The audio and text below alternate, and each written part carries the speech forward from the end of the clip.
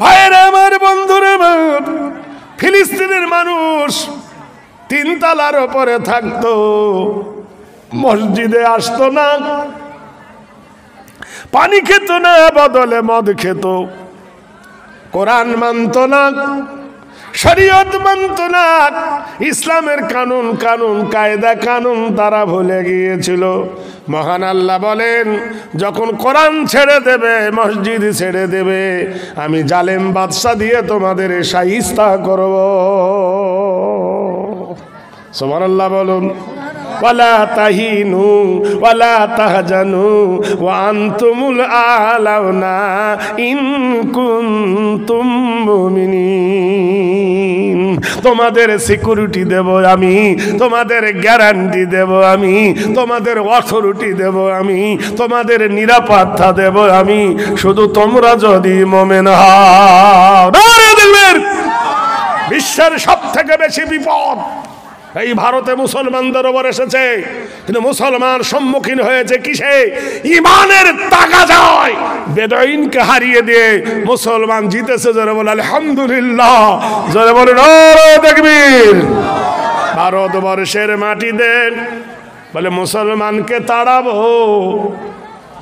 তাড়াবার নাম হলো এনআরসি। কি নাম? এনআরসি। তোর বাড়ি কোথায়? বলে তোর বাপের বাড়ি কোথায়? তোর দাদুর বাড়ি কোথায়? তোর দাদুর বাপের বাড়ি কোথায়? মানব না, দলিল দেখা। কি দেখা? আচ্ছা, আমার দাদুর যদি জমি না থাকে তাহলে আমি থাকতে পারবো না? বদমাইশি। এই দলিল দেখাতে দেখা করতে করতে মুসলমান ধরা পড়লো কত? 47 লাখ। 47 লাখের মধ্যে এটা ওটা জমা করতে করতে টিকলো 22 লাখ। 22 লাখ থেকে এটা ওটা করতে টিকলো মুসলমান 11 লাখ। 11 লাখের মধ্যে মুসলমান টিকলো 4 লাখ। বাদ বাকি ওরা আর এনআরসি হবে না। জোরে বলুন নারে তাকবীর। চলে এলো করোনা। কি এলো? করোনা। স্কুল বন্ধ, কলেজ বন্ধ, মার্কেট বন্ধ, বাজার বন্ধ, দোকান বন্ধ, রেল বন্ধ, বাস বন্ধ, ট্যাক্সি বন্ধ, রিক্সা বন্ধ, আদালত বন্ধ, গোষ্ঠী শুদ্ধ সব বন্ধ, শুধু মাদ্রাসাগুলো খোলা। সবাইকে করোনা ধরলো, কিন্তু 3 চিলার আমির সাহেবের একটাও করোনা হলো না। 5 ওয়াক্ত নামাজির করোনা হলো না। স্কুলের কলেজের ছেলেদের করোনা হলো, একটা তালবিলেমের করোনা হলো না। ডাক্তার সুরেশ চন্দ্রবর্ত বলছে, দি অ্যালন হুইজ our sick was the state পাদ্যপাদস দজহম দাও হাস্ট ফেভার what is this holy Quran prophet Muhammad সাল্লাল্লাহু আলাইহি ওয়াসাল্লাম I have combined no that Islam. পৃথিবীর মাটিতে এমন একটা কিতাব আছে যে কিতাবটা মাথা হিলিয়ে দেয়। ওটা বাংলা নয়, ভূগোল নয়, বিজ্ঞান নয়, ইংরেজি নয়, সংস্কৃতি নয়, ওই কিতাবটার নাম হলো কোরআন। দোল খেয়ে পড়ে বিনা উজুতে ওই কোরআন স্পর্শ করা যাবে না, হারাম। তাই মুসলমানেরা কোরআন স্পর্শ করতে গেলে উজু করে প্রথম মুখ ধোয়। কি ধোয়? কুল্লি করে 3 বার, নাকে পানি দেয় 3 বার, মুখ ধোয়ে 3 বার, হাত ধোয়ে 3 বার, পা ধোয়ে 3 বার, মাথা মোছা করে। ডাক্তাররা বলেছে মুখ ধো আর ভিড় ভাড় থেকে বাঁচো। ওরে করোনা আসবে কি করে? মাদ্রাসার তলাবারা যতবার পেশাব পায়খানা করেছে, ততবার উজু করে কোরআন ধরেছে। করোনা আসবে কি করে? লাথি মেরে বিদায় দিয়ে দিয়েছে। এই করোনা থেকে বাঁচার জন্য দিল লকডাউন। কি ডাউন? এই জোরে বলো না, কি দিল? লকডাউন। ওষুধ দিল কি? গরুর মুত। কি? গরুর কি খাস? গরুর মুত চুনা। চুনা তা কি গরু? মেয়ে গরু। 700 টাকা গ্লাস ভাই। ক টাকা? গাম্য জায়গা। আমি বম্বে গেছি তাকরির করতে, আমাকে নিয়ে গেছে। अच्छा कहिए भाई साहब, दवाई क्या मिला आप लोगों का? गोरू का मूत पेशाब मिला, चूना मिला। আধ পাগলার বেটা, ফুল পাগলা কোথাকার। 700 रुपया, 700 টাকা গ্লাস। अमिताभ बच्चन बोले मैंने मौत के डर से ये गरु का पेशाब मैंने पी लिया, साला मुझे भी पकड़ लिया। वो को धरेছে? हेलो, মরণ থেকে যতই পালাও মরণ তোমার লইবে ঘিরি, যদিও গিয়ে লুকাও সে তাই আকাশ পথে লাগিয়ে সিঁড়ি। মুসলমানকে তাড়াবি করুণার জ্বালায় মর। এরা শিবাদ হয়ে গেল করুণা নিয়ে। দ্বিতীয় কথা শুনে নাও বন্ধু, প্রাণের সিন্ধু করুণা বলে নাও বন্ধুরে, জেনে নাও মুসলমানেরা মোকাবেলা করতে জানে। মুসলমানকে বলেছে তোরা বিদেশি, আমরা নাকি বিদেশি, ওরা নাকি স্বদেশি। যেদিন কলম মারা হবে জাজ বেলে দেবে, কোর্ট থেকে রায় দেবে, মুসলমানেরা আর ভারতে থাকতে পারবে না, এরা বিদেশি, এরা বিদেশি। একজন হিন্দু উকিল দাঁড়িয়ে বললেন ইওর অনার, এরা বিদেশি বিদেশি না স্বদেশি বোঝা যায় না। বলল কেন? বলে খবর নিয়ে দেখো, খবর নিলে জানতে পারবে এরা বিদেশি নাই স্বদেশি। বললে কেন? যে প্রণব মুখার্জি ভারতের প্রধানমন্ত্রী হয়েছিল, এর বাড়ি ইন্ডিয়ায় না বাংলাদেশ। বললো বাংলাদেশ। রাজীব গান্ধীর বিবি সোনিয়া গান্ধী, বলো তো এর বাড়ি ভারতে না ইটালি? বলল ইটালি। বলে শোনো, ওই যে ভারতের মাটিতে রবীন্দ্রনাথ ঠাকুর, এর বাড়ি ভারতে না বাংলাদেশ? বলে বাংলাদেশ। জ্যোতি বসু মুখ্যমন্ত্রী ছিল 35 বছর, এর বাড়ি ভারতে না বাংলাদেশ? বলে বাংলাদেশ। বুদ্ধ বাবু বলো বাংলাদেশ না ভারতে? বলো বাংলাদেশ। অধীর রঞ্জন চৌধুরী বলো বাংলাদেশ না ইন্ডিয়া? বলো ইন্ডিয়া। বলে বলো মিঠুন চক্রবর্তী বাংলাদেশ না ইন্ডিয়া? বলি ওরে আরে এটা বাংলাদেশ। কুমার শানু বলো বাংলাদেশ না ইন্ডিয়া? বাংলাদেশ। ধরে বলো নারায়ে তাকবীর। এরা বিদেশ থেকে এসে উড়ে এসে জুড়ে বসে এরা বলে আমরা স্বদেশি, আর আমরা ভারতে জন্ম নিয়ে আমরা নাকি বিদেশি। সিঙ্গাড়ার ভিতরে আলু ঢুকলো কি করে? নারায়ে তাকবীর। ভাইরা আমার, বন্ধুরা আমার, দোস্তরা আমার, কথা বুঝতে পারছেন কি পারছেন না? ভাইরা আমার, যত বিপদ এসেছে ওদেরকে বিপদ তত বানচাল করে দিয়েছে। ভাইরা বললে শোনো শোনো শোনো শোনো, 16,000 কোটি টাকা তৈরি দিয়ে 16,000 টাকা দিয়ে খরচ করে একটা মন্দির বানায়ছ। মন্দিরের নাম দিয়েছে কি? রাম মন্দির। বানাইনি? হ্যাঁ, মন্দিরটা যিনি বানিয়েছেন, মন্দিরের মূর্তি দুটো বানিয়েছে তারা দুজনই মুসলমান। মূর্তি বানিয়েছে দুজনই মুসলমান। ভাইরা আমার শুনে নেন, ভারতের সব থেকে ধনী লোক ছিল রতন টাটা। কি নাম? রতন টাটা। এক কাটা জায়গা কিনে মন্দির বানাতে পারেনি। ভারতের মুকেশ আম্বানি এত ধনী লোক, এক গ্লাস পানি খায় নাকি 7 লাখ টাকা দাম, সে এক কাটা জায়গা কিনে দিতে পারেনি। দেবে কি করে? কিনলেও হবে না, দলিল উঠবে না। বললে কেন? বলে কারণটা শুনে নাও, জায়গা যদি মুসলমানেরা দেয় তবে মসজিদ বানাতে পারে, না তো পারবে না। ভারতের কোনো জাতি দেয়নি, মোদিও দেয়নি, আদত্ত পঞ্চালি দেয়নি, অধীর রঞ্জন চৌধুরী, মিঠুন চক্রবর্তী দেয়নি, এলকে আদবানি দেয়নি, স্বরাষ্ট্রমন্ত্রী দেয়নি, অমিত শাহ দেয়নি, গোষ্ঠী শাহ দেয়নি, মমতা ব্যানার্জিও দেয়নি। জায়গা দিয়েছে মুসলমান, জহিরুদ্দিন মোহাম্মদ বাবরের জায়গা। সুবহানাল্লাহ বলবেন না? কারণ দোষটা খুঁজে দেখো একটু। ভাইরা আমার ফিরে এসো, সোনার লালেরা। এক যুবক বিয়ে করেছে, সুবহানাল্লাহ বলুন। যুবক বিয়ে করে বউ নিয়ে এসেছে বাড়িতে। রাতের বেলায় মেয়েটা স্বামীকে সালাম দিচ্ছে, আসসালামু আলাইকুম। স্বামী বলছে ওয়ালাইকুম আসসালাম। বাসর ঘরে বিবি স্বামীর হাত ধরে বলছেন, প্রাণনাথ আল্লাহ কি সুন্দর করে বলছে, ওয়াজআলনাল লাইলা লিবাসা, আমি অন্ধকারের সাথে রাত তৈরি করেছি, ওয়া নাওমাকুম সুবাতা, মানুষের চোখে নিদ্রা দিয়েছি, ওয়া খালাকনাকুম আজওয়াজা, আমি তোমাদেরকে জোড়া জোড়া করে বানিয়েছি। নারী আর পুরুষ দুজনকে সমান অধিকার দিয়েছি। হুন্না লিবাসুল লাকুম ওয়া আনতুম লিবাসুল লাহুন্না, নারী হলো পুরুষের পোশাক, পুরুষ হলো নারীর সম্পদ। দুজনের এক রাতে ঘরে শুয়েছে, বাসর ঘরে, কেউ বাধা দেয় না, কেউ প্রতিবাদ করে না।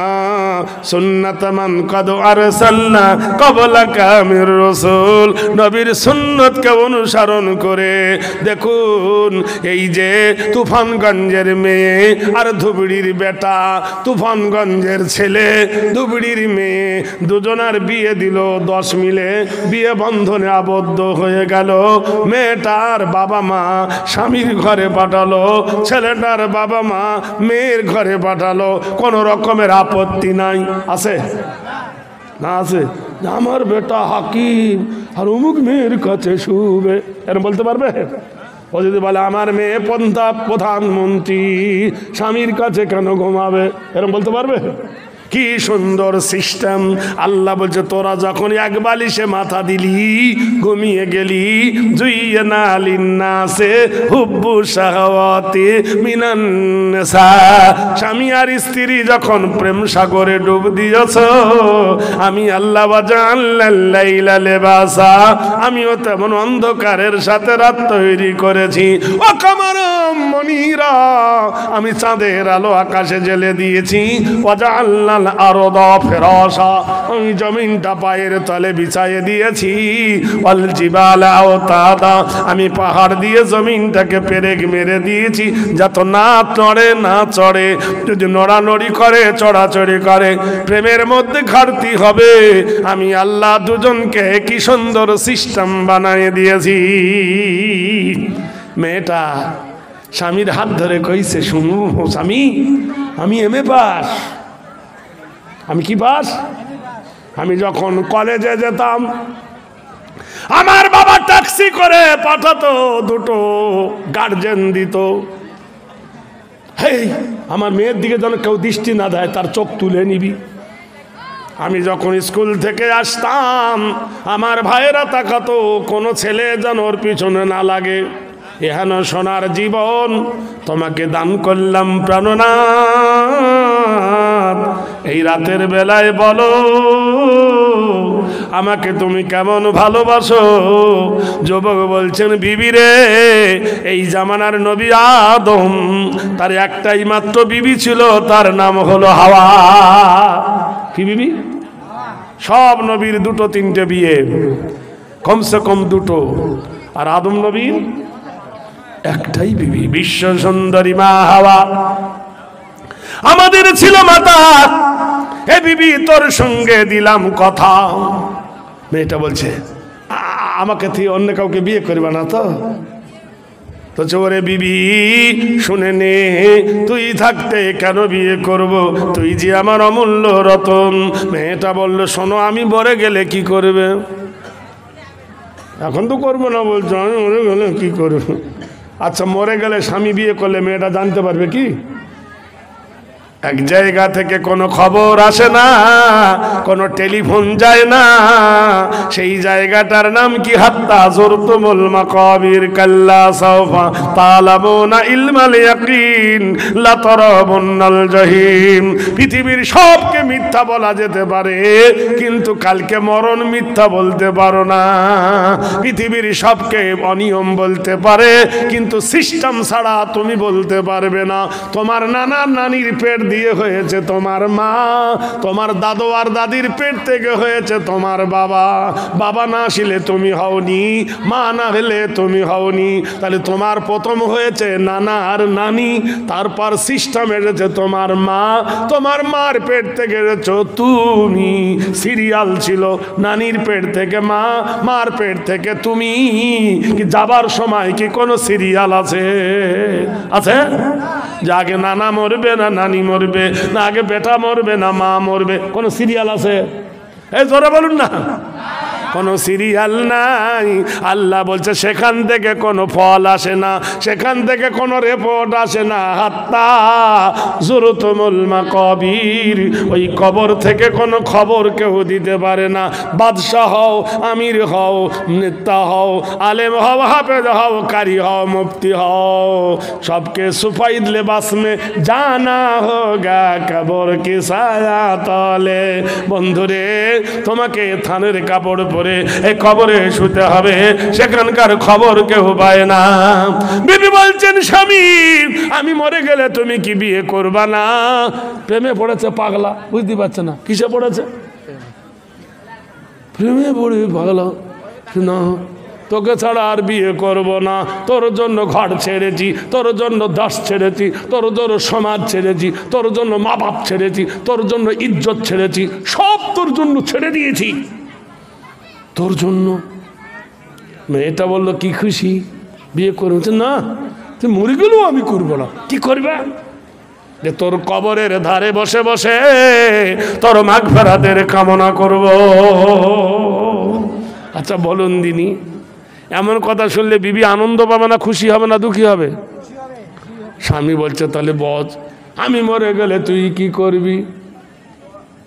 চেষ্টা করব। কি করব? চেষ্টা করব। পাগলা রাত পাগলা ফুল পাগলা, এরা বোঝে না 20 বছর বয়সে তোমার বউ জুটেছে, সে বেশি দামি না যার পেট থেকে জন্ম নিয়েছ সেই বেশি দামি? কে দামি? মা। ওই 20 বছর বয়সের প্রেমের জন্য মাকে ভাত দাও না।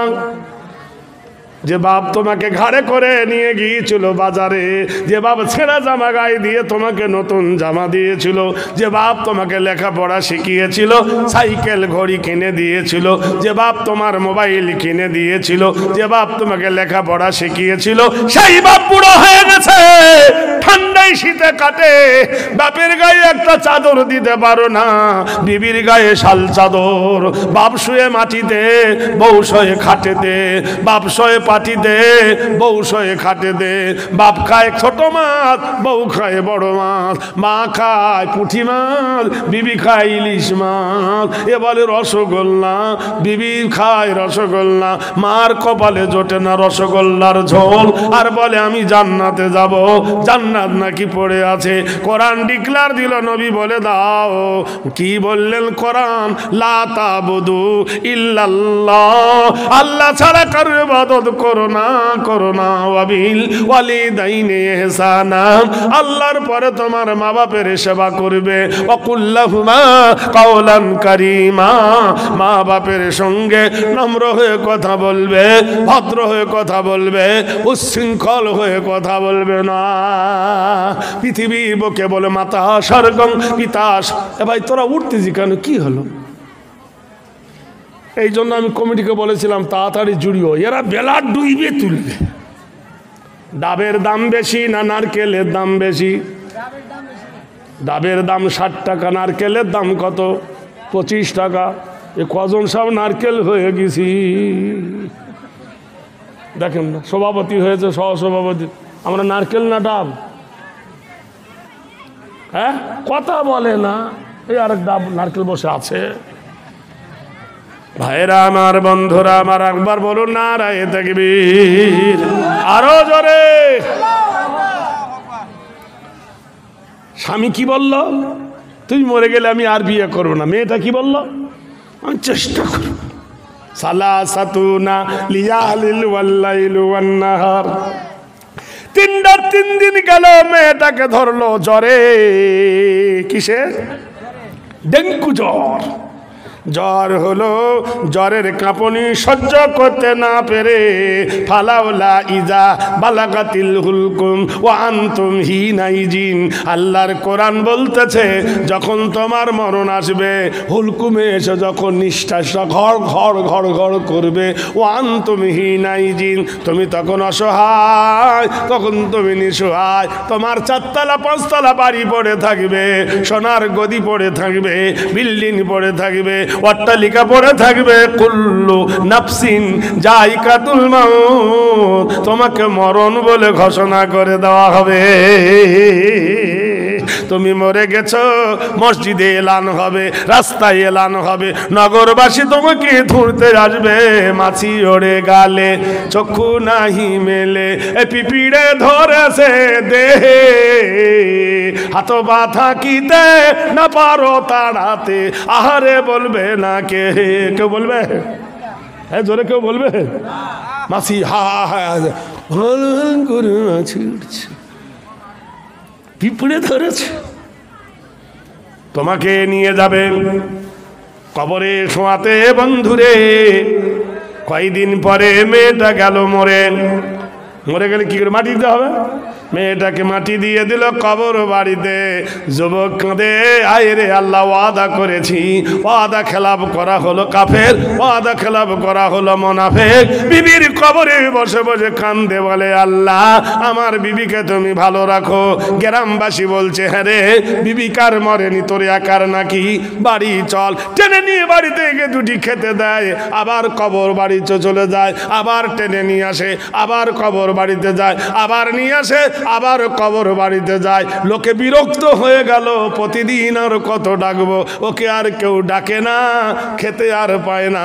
তাহাত বিশ্বাজার বারাকা, গাছের পাতাগুলো চিবিয়ে খায়, গাছের ছালগুলো চিবিয়ে খায়, গাছের ফলগুলো চিবিয়ে খায়, কবর বাড়িতে থাকে। গাছের পাতা খেতে খেতে অভ্যাসে পরিণত হয়ে গেল। কবরের ধারে বসে বসে কান্দে, বাড়ি আসে না। ওই পথ দিয়ে ঈসা ইবনুল মারিয়ামা, আল্লাহর নবী হযরতে নবী ঈসা চলেছে।